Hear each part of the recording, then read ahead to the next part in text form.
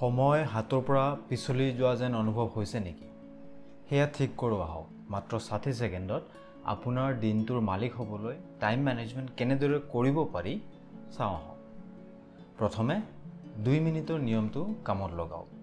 যদি এটা কামত 2 মিনিটতকৈ কম সময় লাগে তেন্তে সেই কামটো এতিয়াই লগে লগে কৰক। ইমেইলটোৰ উত্তৰ দিয়ক বা ফোন কলটো কৰিব আছে যদি কৰক। লগে লগে কাম হ'ল আৰু লগতে কৰিবলগীয়া কামো কমি গ'ল। তাৰপিছত সময় ব্লক কৰক। কৰিবলগীয়া এটা কামৰ বাবে 25 মিনিট সময় নিৰ্ধাৰণ কৰক। টাইমাৰ লগাওক আৰু লগে লগে কামটো কৰা আৰম্ভ কৰক। ইয়াৰ নাম পমোডোৰো আৰু এটা গেম চেঞ্জাৰ। ইয়ৰ টাইম ইয়ৰ ৰুলছ। শেষত এটা কথা বা কামক না বা নহ'ব বুলি কওক। আপোনাৰ সময়ক টকা পইচা সোণ আদি মূল্যৱান সম্পত্তিৰ দৰে ৰক্ষা কৰক। অদৰকাৰী কাম, মিটিং বা নিমন্ত্ৰণ যদি পাইছে সেয়া ভদ্ৰভাৱে নাকচ কৰক। যিবিলাক কাম আপোনাৰ প্ৰায়ৰিটি সেইবিলাক কৰক।